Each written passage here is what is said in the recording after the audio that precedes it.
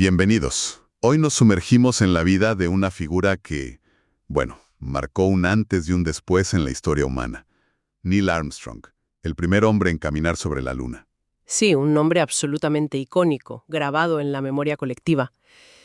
Para este análisis nos vamos a basar en extractos del artículo de Wikipedia sobre Armstrong, que la verdad es que es una fuente muy completa. Nuestro objetivo hoy es ir un poco más allá, ¿no?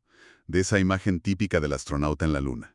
Queremos entender qué combinación, qué mezcla única de experiencia, de habilidad, de carácter también, le llevó a ser el elegido para ese momento, cumbre. Exacto. Vamos a explorar su viaje completo, desde sus inicios hasta convertirse en ese héroe reacio, como le describió su propia familia después. Exacto, queremos indagar en el piloto, claro, pero también en el ingeniero, el astronauta y en el hombre que había detrás. ¿Qué cualidades se fueron forjando, ¿no?, a lo largo de su vida que le prepararon para algo tan inmenso como el Apolo 11? Pues eso, vamos a sumergirnos en esa trayectoria. Vale, pues empecemos por el principio, por sus raíces. Neil Armstrong nació en Ohio en 1930. Su familia, por lo visto, tenía ascendencia alemana, escocesa, irlandesa, y se mudaron un montón de veces, 16, por el trabajo de su padre. Sí, una infancia bastante nómada, digamos. Y esa fascinación por volar le llegó muy pronto. Con solo 2 años ya vio las carreras aéreas de Cleveland y su primer vuelo fue a los 5 o 6 años en un Ford Trimotor, el famoso ganso de hojalata. Imagínate la impresión para un niño. Y no se quedó ahí, ¿eh? Porque empezó a construir aeromodelos. Claro, esa fascinación temprana fue clave. No era solo un hobby pasajero. Construía modelos, leía sobre aviación y, lo que es muy significativo, consiguió su certificado de piloto de estudiante a los 16 años. 16 años. Antes incluso de sacarse el carné de conducir. Eso ya dice mucho. Totalmente. Ya apuntaba a una vocación muy, muy definida.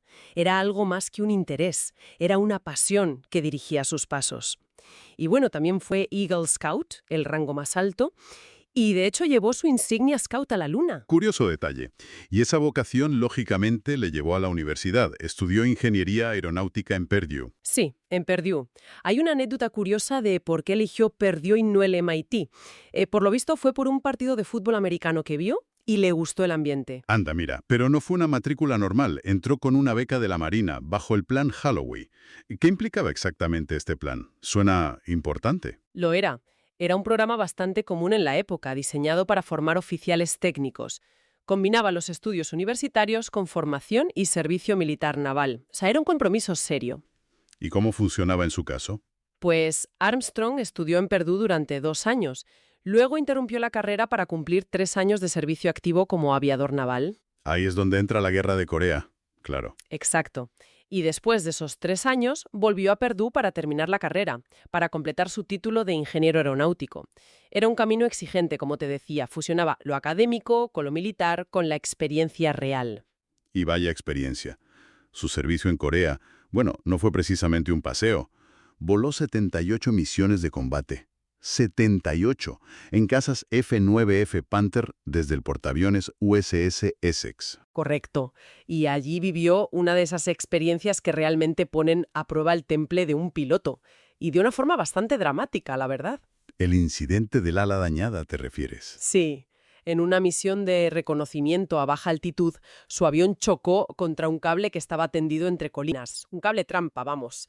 Al principio se reportó como fuego antiaéreo, pero la investigación posterior y el propio Armstrong aclararon que fue el cable. Vaya susto. ¿Y qué pasó? ¿Cómo consiguió salir de esa? Porque perder parte de un ala a baja altitud. Pues ahí demostró una habilidad y una calma impresionantes. Perdió como 1 metro de la parte exterior del ala derecha.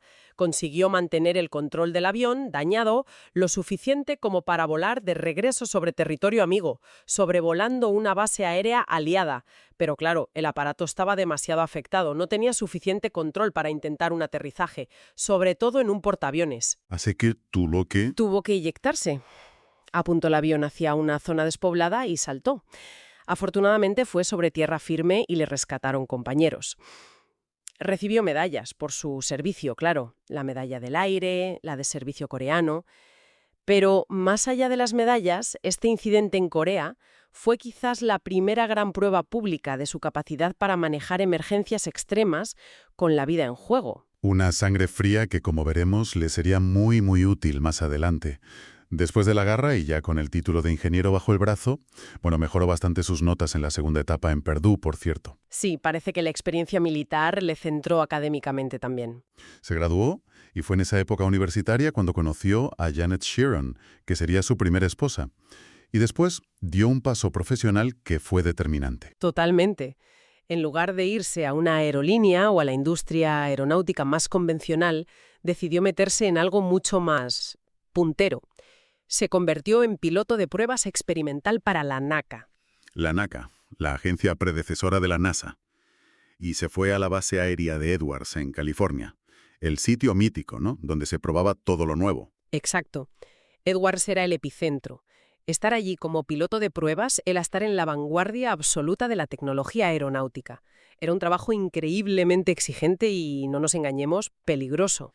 Claro, porque probar aviones experimentales significa llevarlos al límite, y a veces los límites se rompen. ¿Qué implicaba ese trabajo en el día a día para Armstrong? Pues implicaba volar una variedad enorme. A lo largo de su carrera como piloto de pruebas, pilotó más de 200 tipos diferentes de aparatos, desde cazas supersónicos, los Century Series, hasta aviones cohete como el X-15. El X-15, palabras mayores. Desde luego. Pero también aviones más normales, digamos, usados como plataformas de lanzamiento o seguimiento. Y claro, enfrentarse a fallos de motor, problemas estructurales, situaciones límite, era el pan de cada día. Hay alguna anécdota de esa época, ¿no? Como la del bombardero B-29. Sí, esa es buena. Estaban usando un B-29 modificado para lanzar desde el aire aviones experimentales, como el Skyrocket. En una de esas misiones, justo al lanzar el Skyrocket, la hélice del motor número 4 del B-29 se desintegró. En pleno vuelo. En pleno vuelo. Los trozos de la hélice dañaron el motor número 3 y golpearon el número 2. Vamos, un desastre. Armstrong era el copiloto. Él y el comandante tuvieron que apagar el motor dañado número 4 y reducir la potencia del 3. Consiguieron aterrizar el bombardero gigante usando solo el motor número 1, el único que funcionaba bien. Una maniobra increíble. Demuestran una pericia tremenda. Y luego está el X-15, claro, el avión cohete que llevaba a los pilotos al borde del espacio. Sí, Armstrong voló el X-15 7 veces. Alcanzó velocidades de casi Mach 6 y altitudes superiores a los 60 kilómetros. Eran vuelos extremos. Y también tuvo algún susto ahí, ¿no? Tuvo varios incidentes. En uno de sus vuelos con el X-15, al intentar mantener la altitud, la nariz del avión se levantó demasiado y el avión rebotó en las capas altas de la atmósfera, como una piedra sobre el agua. Caray. Esto le hizo perder control y acabó sobrevolando la base Edwards a una altitud enorme y se pasó de largo a unos 64 kilómetros, aterrizando finalmente en un lago seco cerca de la base de Nellis. Otro ejemplo de cómo recuperarse de una situación totalmente inesperada. ¿Y también tuvo incidentes con otros aviones como un F-17? ¿El Affair de Nellis? Ah, sí. Estaba en una misión de evaluación simulada y tuvo un problema al intentar aterrizar en Nellis. El tren de aterrizaje no bajó del todo, la radio falló, tuvo que abortar el aterrizaje, declarar emergencia con señales luminosas y aterrizar en otro sitio casi sin control. Y luego está la famosa anécdota con Chuck Yeager. El legendario Chuck Yeager. ¿Qué pasó? Estaban volando bajo en un T-33 para inspeccionar un lago seco, por si servía como pista de emergencia para el X-15. Aterrizaron, pero calcularon mal la resistencia del terreno y el avión se quedó atascado en el barro. No me digas. Yeager y Armstrong atascados en el barro. Pues sí, tuvieron que esperar a que los rescataran. Yeager, por lo visto, se rió bastante de la situación. Son esas pequeñas historias las que muestran el lado humano y los riesgos, incluso en tareas que parecen rutinarias. Todas estas experiencias en Edwards no solo pulieron sus habilidades como piloto, sino que debieron reforzar esa mentalidad de ingeniero, ¿no? La capacidad de analizar problemas sobre la marcha. Totalmente. Sus colegas lo describían como alguien técnicamente muy capaz. Gente como Milt Thompson o Bill Dana decían que tenía una mente como una esponja, que absorbía todo. Entendía las máquinas a un nivel muy profundo. Aunque también hay quien, como parece que opinaban Yeager o Joe Walker, lo veía quizá como más mecánico, menos instintivo que otros pilotos que no venían de la ingeniería. ¿Cómo encajamos eso? Bueno, yo creo que ambas percepciones tienen parte de razón y no son contradictorias. Su gran fortaleza residía precisamente en esa combinación única. Una habilidad excepcional a los mandos, sin duda, pero unida a una comprensión profunda, casi íntima, de la ingeniería del aparato que pilotaba. No era solo sentir el avión, era entender por qué hacía lo que hacía. Y esa capacidad para entender y resolver problemas complejos bajo presión, eso iba a ser oro puro para la NASA. Exacto. Esa capacidad sería absolutamente fundamental en su siguiente etapa, la de astronauta. Y esa carrera espacial empezó con el proyecto Gemini. Curiosamente, al principio, para el primer grupo de astronautas, los Mercury 7, él no era elegible. No, porque la NASA inicialmente solo aceptaba pilotos militares de pruebas. Armstrong era civil en ese momento, ya que trabajaba para la NACA. Estuvo involucrado como consultor en proyectos relacionados como el avión espacial X-20 Dyna-Soar, pero no podía ser astronauta de Mercury. Pero para el segundo grupo, el del proyecto Gemini, la NASA cambió los criterios y abrió la puerta a pilotos de pruebas civiles cualificados. Sí, y ahí es donde entra Armstrong. Y hay una anécdota bastante famosa sobre su solicitud. La de que llegó tarde, ¿no? Eso parece. Se dice que envió la solicitud una semana después de la fecha límite. Pero un antiguo colega suyo de Edwards que trabajaba en el Centro de Selección de Astronautas, Dick Day, la vio llegar, reconoció el nombre y, bueno, la metió discretamente en el montón de las que habían llegado a tiempo. Un pequeño gesto que, visto en perspectiva, pudo cambiar la historia. Como parte del Grupo 2 de astronautas conocidos como The New Nine. Y, junto a Elliot See, fue el primer astronauta civil de la NASA. Y su primera misión espacial, que de hecho fue la única en el programa Gemini, fue la Gemini 8, en marzo de 1966. Él iba como piloto comandante y su compañero era David Scott. Una misión importantísima. Tenía un objetivo principal que era crucial para el futuro programa Apolo, realizar el primer acoplamiento entre dos vehículos en órbita.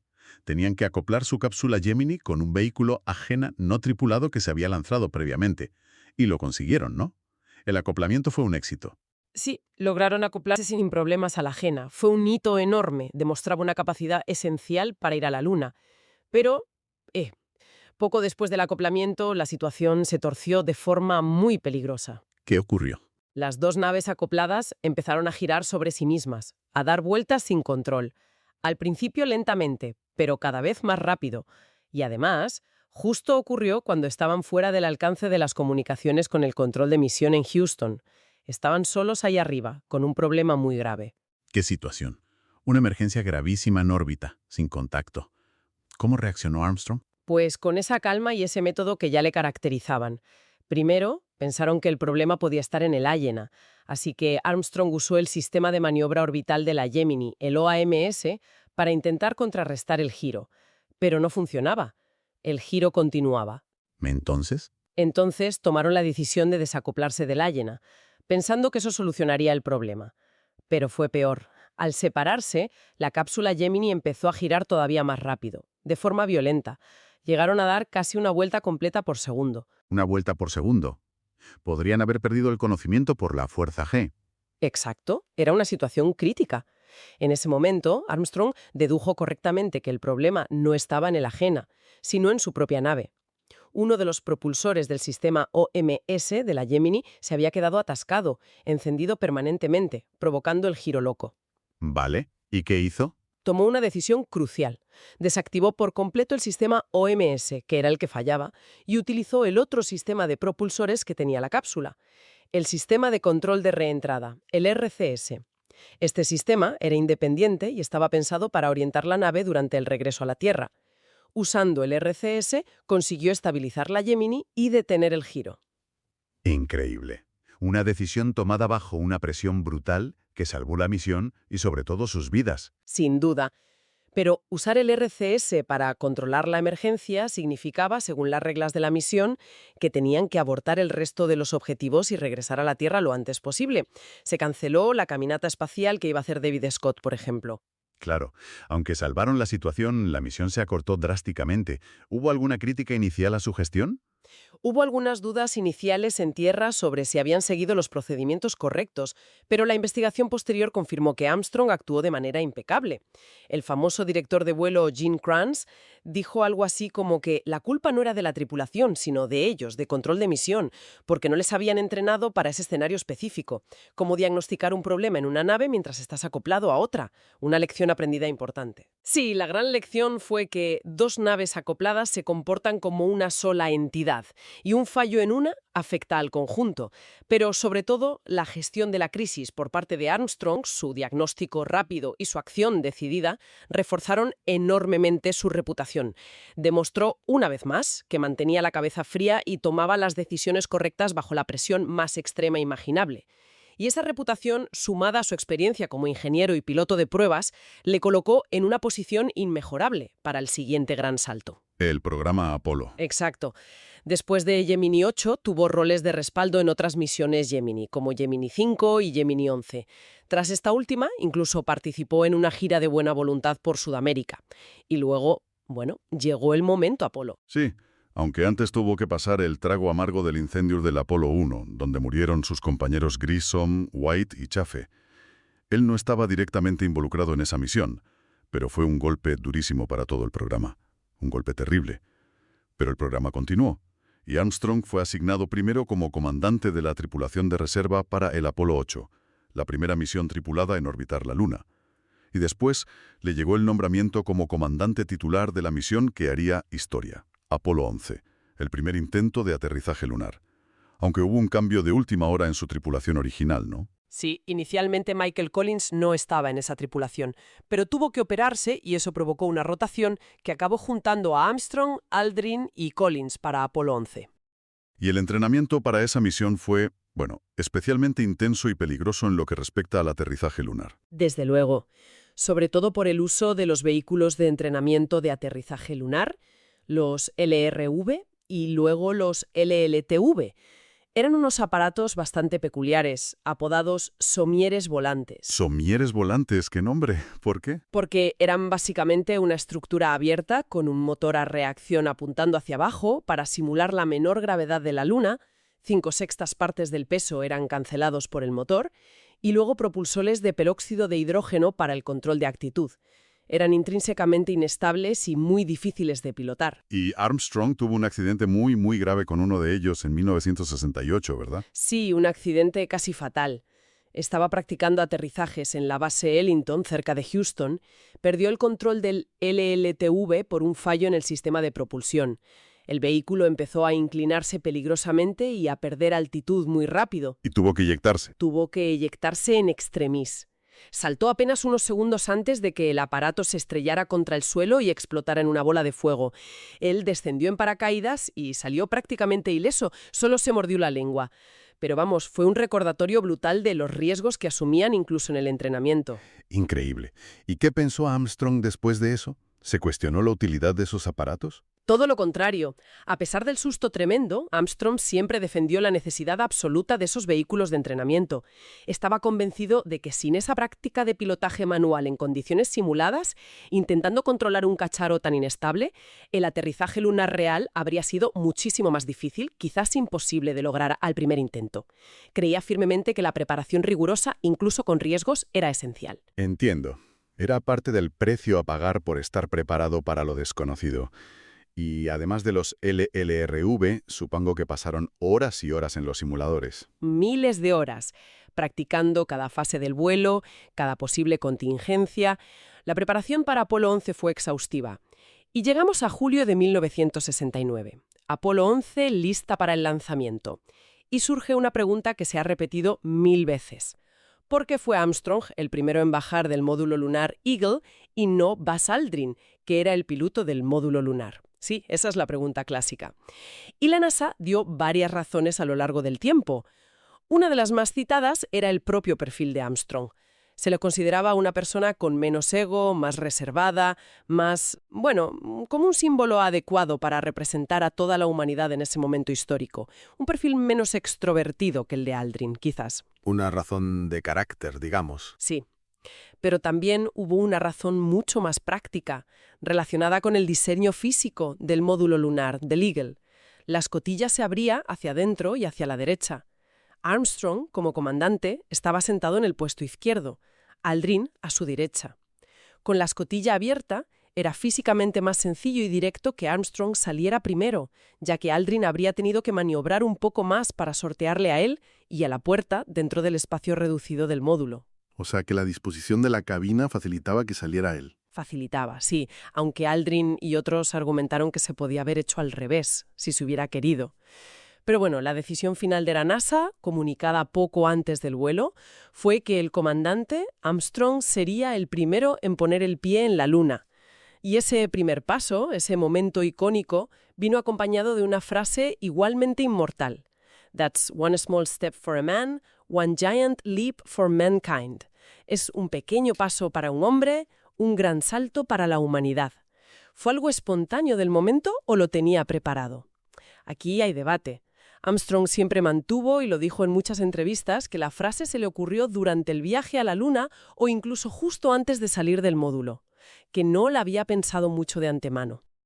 Pero hay otra versión, ¿no? La de su hermano. Sí, años después de la muerte de Neil, su hermano Dean Armstrong contó en un documental que Neil le había mostrado la frase escrita en un papel meses antes del vuelo durante una partida de Risk, creo recordar. Vaya, ¿y qué credibilidad se le da a eso?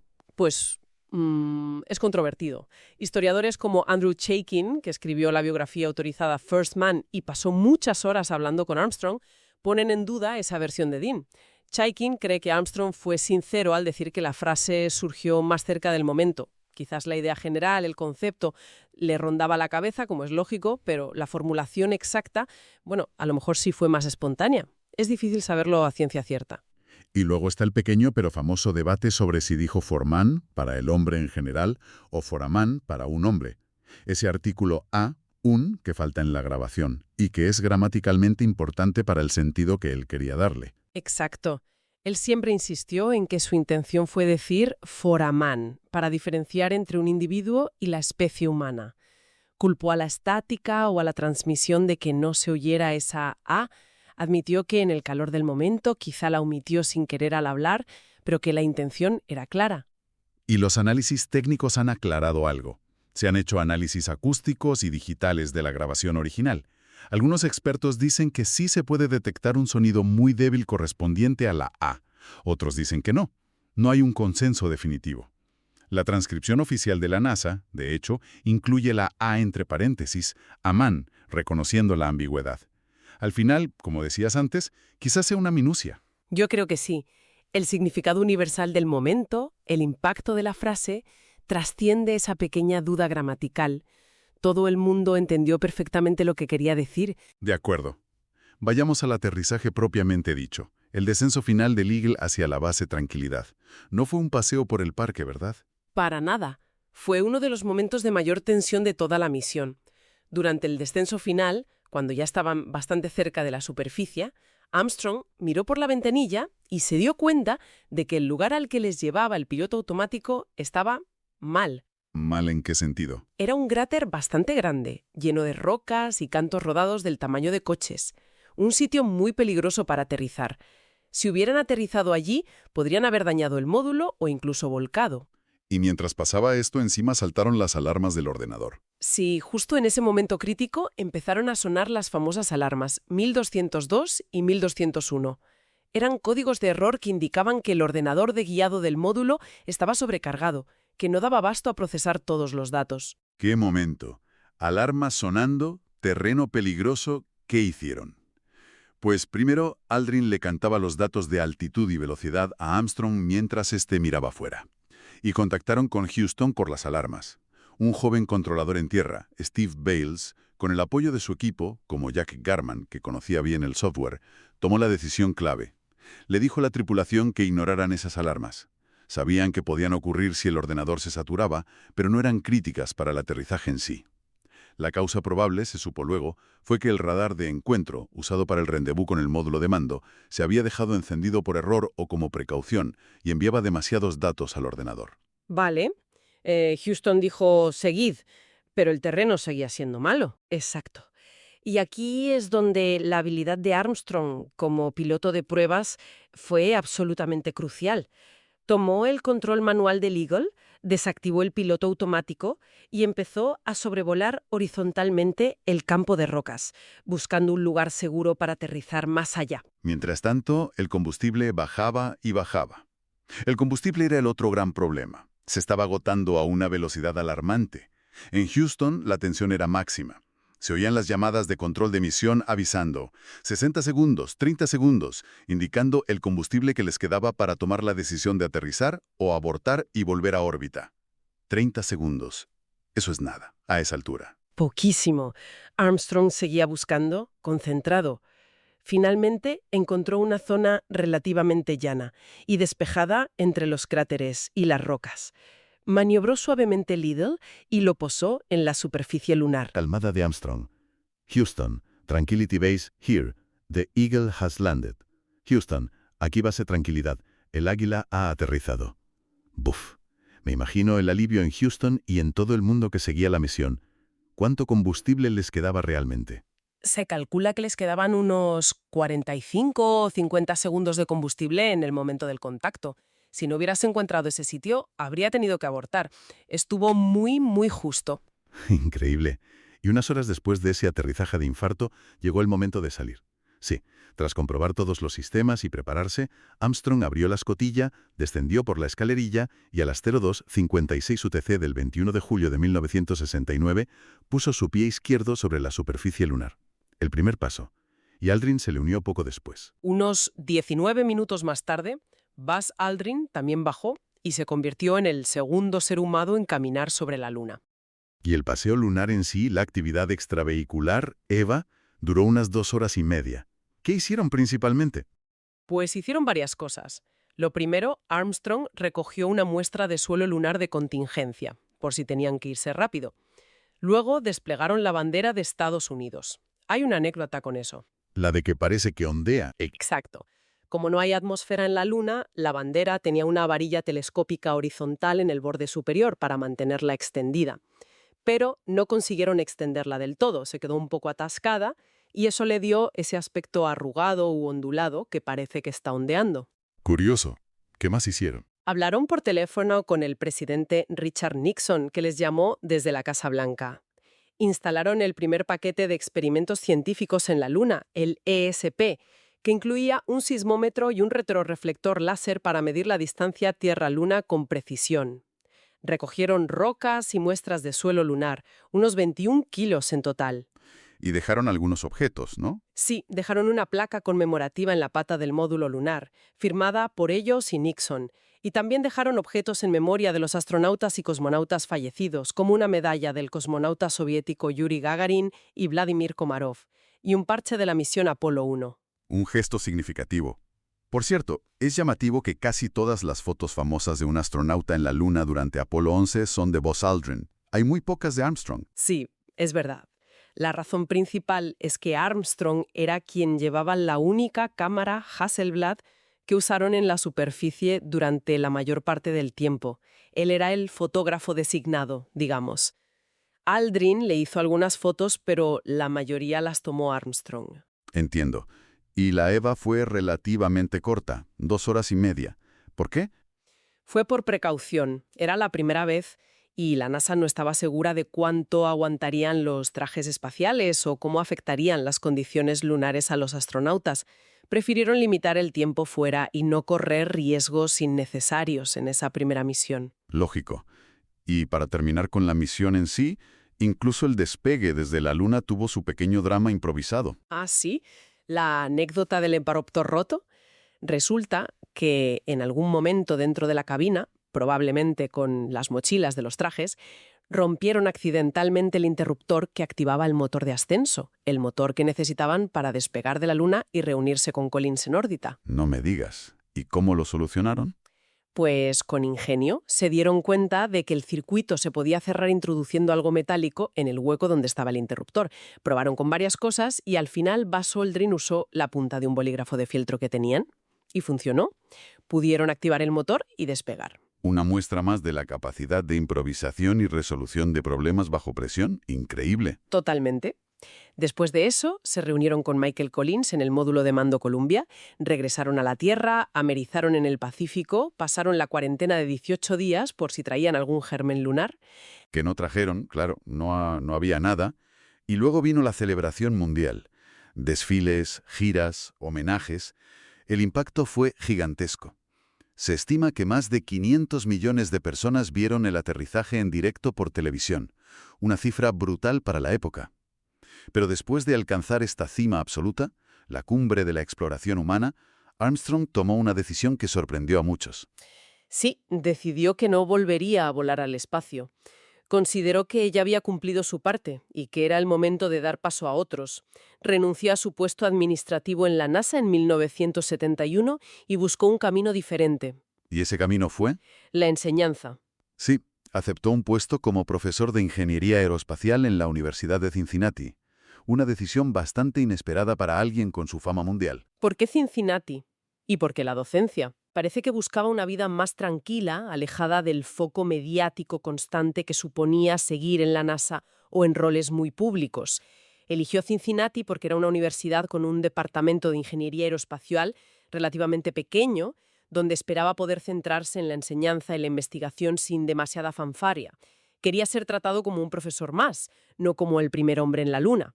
Y ejerció como profesor durante 8 años, hasta 1979. ¿Qué tal se le dio? ¿Qué reputación tenía? Tenía fama de ser un buen profesor, muy preparado y meticuloso, pero también muy exigente con sus alumnos. Esperaba mucho de ellos.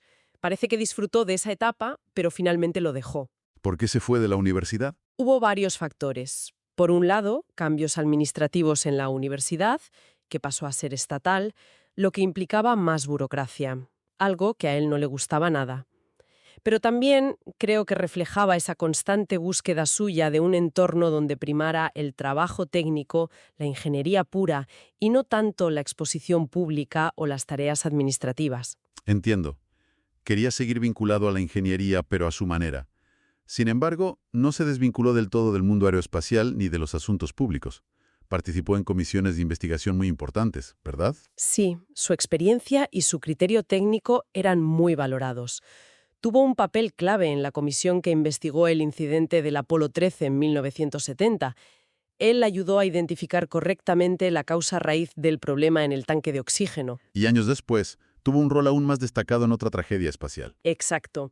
Fue nombrado vicepresidente de la Comisión Rogers, la comisión presidencial que investigó el desastre del transbordador espacial Challenger en 1986.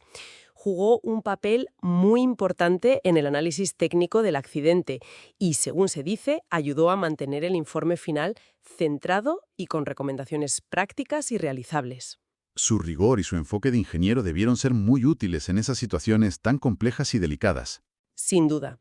También participó en otras comisiones sobre el futuro espacial, aunque no siempre sus recomendaciones fueron seguidas, pero siempre estuvo dispuesto a aportar su conocimiento cuando se lo pedían. Y aparte de estas comisiones, también tuvo una faceta empresarial, ¿no? Aunque siempre de forma muy discreta. Sí, después de dejar la universidad, actuó como portavoz publicitario para algunas compañías como Chrysler, pero fue muy selectivo. Solo aceptó trabajar para empresas estadounidenses y evitó promociones que considerara inapropiadas para su imagen. También formó parte de los consejos de administración de varias empresas tecnológicas y aeroespaciales como Gates Learjet o Thayo Co., la fabricante de los motores del Challenger, a la que se unió precisamente después del accidente para ayudar en la mejora de la seguridad. Interesante.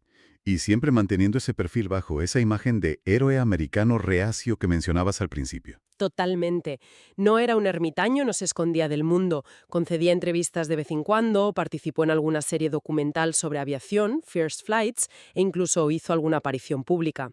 Pero siempre controló mucho su imagen y protegió ferozmente su privacidad y la de su familia. Es famoso su rechazo a firmar autógrafos, por ejemplo.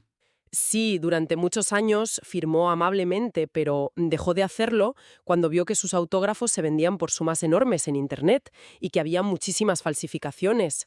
Le molestaba esa comercialización de su nombre. Y luchó legalmente contra usos no autorizados de su imagen o de su famosa frase, como en un caso contra MTV o Hallmark Cards. Quería ser dueño de su propia historia y de su legado. Exacto. Quería ser recordado por sus logros, no por ser una celebridad. Y en el plano más personal, ¿qué sabemos de él? Mencionamos antes a su primera esposa, Janet, y a su hija Karen, que murió muy pequeña. Sí, la muerte de su hija Karen a los 2 años por un tumor cerebral inoperable fue en 1962, justo antes de ser seleccionado como astronauta. Fue una tragedia terrible que marcó profundamente a la familia, aunque él raramente hablaba de ello en público. Tuvo otros 2 hijos con Janet, Eric y Mark. Y su matrimonio con Janet duró muchos años, pero acabó en divorcio. Sí, se divorciaron en 1994, después de 38 años de matrimonio. Las presiones de su fama y su carácter reservado parece que pasaron factura a la relación. Ese mismo año se volvió a casar con Carol Held Knight, a la que había conocido unos años antes, y con la que compartió el resto de su vida. En cuanto a sus creencias, él se definía como deísta, ¿no? Creía en un poder creador, pero no en un Dios personal que interviniera en el universo. Eso es lo que él mismo expresó.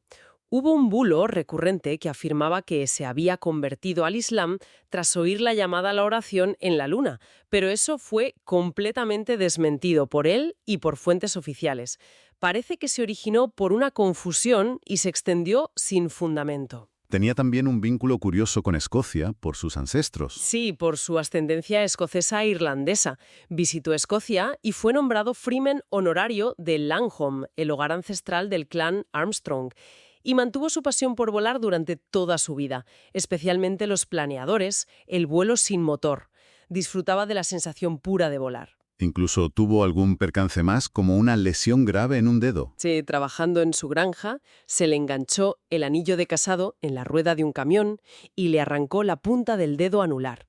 Lo recuperó y se lo reimplantaron los médicos. Y en 1991 tuvo un ataque cardíaco leve mientras esquiaba con amigos, pero se recuperó bien. Una vida larga y, a pesar de su discreción, no exenta de eventos. Hasta que llegamos a 2012. Sí.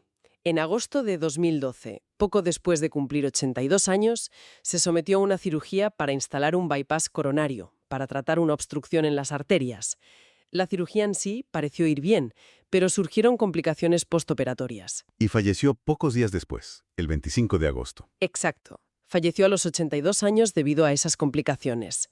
Su muerte provocó una enorme conmoción y una oleada de tributos en todo el mundo. El presidente Obama le llamó uno de los mayores héroes americanos, no solo de nuestro tiempo, sino de todos los tiempos. Y su familia emitió un comunicado muy emotivo, ¿verdad? Sí, un comunicado muy recordado donde le describían precisamente como un héroe americano reacio que siempre creyó que solo estaba haciendo su trabajo.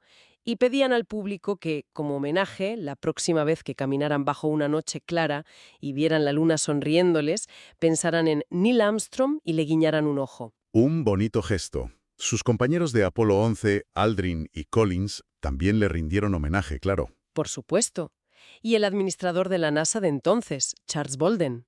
Se celebró un funeral privado y sus cenizas fueron esparcidas en el Océano Atlántico durante una ceremonia a bordo del buque de la Marina USS Philippine Sea. Aunque años después salió a la luz una información delicada sobre su muerte. Sí, en 2019, The New York Times reveló, basándose en documentos filtrados, que la familia de Armstrong había presentado una demanda por negligencia médica contra el hospital donde fue operado, alegando que los cuidados postoperatorios fueron inadecuados y causaron su muerte.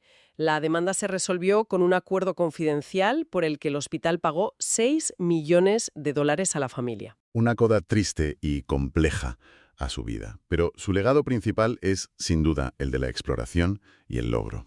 Absolutamente.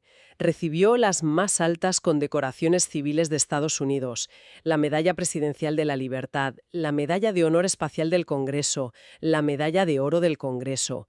Y hay infinidad de lugares y cosas que llevan su nombre. Un cráter en la Luna, un asteroide, escuelas, museos como el Armstrong Air and Space Museum en su ciudad natal, Wapakoneta, aeropuertos, centros de investigación de la NASA, incluso un buque oceanográfico de la Marina, el RV Neil Armstrong. Y su historia ha sido contada en la biografía autorizada First Man y en la película del mismo nombre. Incluso sus objetos personales y archivos han sido donados o subastados, generando gran interés en la exploración espacial. Creía que una misión a Marte sería técnicamente más fácil que lo fue Apolo en su momento, aunque más cara. Y fue muy crítico con la cancelación del programa Constellation de la NASA, que planeaba volver a la Luna. Siempre mirando hacia adelante. No es de extrañar que en encuestas, como una de la Space Foundation en 2010, fuera elegido el héroe espacial más popular. Su figura condensa muchas cosas: la habilidad técnica llevada al extremo, el coraje frente a lo desconocido y una notable, casi anacrónica, contención personal en la era de la fama. Esa combinación única del piloto consumado, el ingeniero meticuloso y el comandante sereno fue, posiblemente, lo que le hizo la persona ideal, quizás la única persona capaz de afrontar con éxito todos los imprevistos y la presión del primer aterrizaje lunar. Hemos recorrido, pues, la increíble trayectoria de Neil Armstrong. Desde ese niño de Ohio fascinado por los aviones, pasando por el piloto naval probado en combate, el ingeniero y piloto de pruebas que desafió los límites de la atmósfera, hasta convertirse en el astronauta que dio ese salto gigante para la humanidad, y finalmente, el hombre que eligió la discreción y la privacidad frente a la fama global que le acompañó siempre. Sí, una vida realmente extraordinaria. Y nos deja, creo, una reflexión interesante sobre qué entendemos por heroísmo y cómo recordamos a estas figuras. En una época como la nuestra, que a menudo celebra la extroversión, la visibilidad constante, la figura de Armstrong, con esa competencia tranquila, esa excelencia discreta y ese rechazo a convertirse en un icono mediático vacío, resulta especialmente singular, ¿no crees? Totalmente de acuerdo. Quizás nos obliga a preguntarnos qué valoramos más en aquellos que alcanzan hitos que cambian la historia: ¿la proeza técnica y humana en sí misma, o la forma en que la persona maneja el impacto y la responsabilidad que esa proeza conlleva? Es algo sobre lo que pensar, ¿no? ¿Cómo definimos y recordamos a nuestros héroes en el siglo XXI? Ahí lo dejamos.